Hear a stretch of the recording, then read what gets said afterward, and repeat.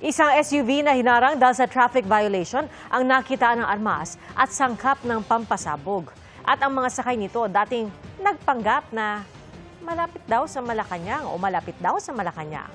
Nakatutok si Oscar Oida. Sinita dahil walang plaka sa likod at di otorisadong paggamit ng blinker ang itim na SUV na ito noong Biyernes sa Filipinas Avenue, Parañaque. Pero nang silipin ito ng mga tauhan ng PNP Highway Patrol Group, nadiskubring kargado ito ng isang baril, 3 bulletproof vest, patalim at hinihinalang C4 explosive.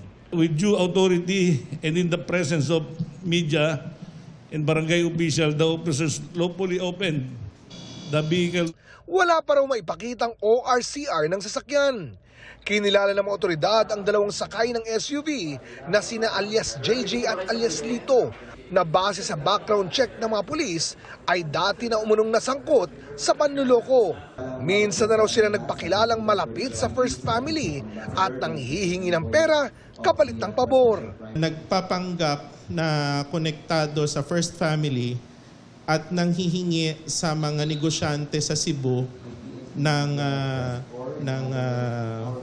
pera para sa approval ng kanilang or continuation ng mga negosyo nila. In fact, nagpapanggap sila na undersecretary ng OP, kaya talagang very serious yung mga ginagawa nila. Dahil sa mga armas sa SUV, pangamba ng mga otoridad, baka hindi lang sa panloloko sangkot ang 2. Baka nag-evolve siya sa mas malalim na criminal activity, kaya may dala-dala siyang explosives. I will ask also the help of national security kasi wala namang sibilyan na makakapagdala ng C4 at hindi ganun kadali na makapag-acquire o makakuha niyan at totally bawal yan. C4 ginagamit ng mga terorista. How come na meron siyang daladalang ganyan? May kasama pa to nung sila masita, medyo naka-extricate lang. Hindi Pero may kasama pa itong isang sasakyan.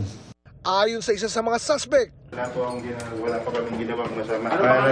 Bahala na po si Lord sa kanila. Nadamay lang po. Driver po.